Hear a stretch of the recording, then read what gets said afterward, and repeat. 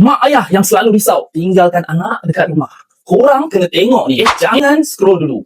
Benda ni memang life saver korang. Okay, aku nak share sikit. Inilah smart home camera kesayangan aku.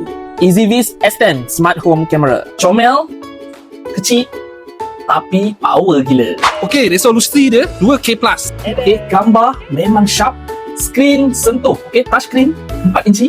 Siap boleh video call dari kamera terus. Okay, ada juga butang fizikal dekat atas ni. Untuk anak atau orang tua yang tak tahu nak gunakan smartphone. Okay, boleh pusing 360 darjah.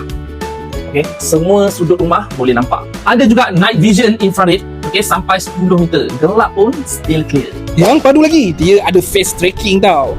Okay, aku nak share sikit pengalaman aku pakai ni. Sejak aku pakai kamera ni, aku and wife rasa tenang. Alright, walaupun aku and wife ada kerja dekat luar atau dekat tingkat atas, aku boleh pantau rumah dan anak-anak anytime.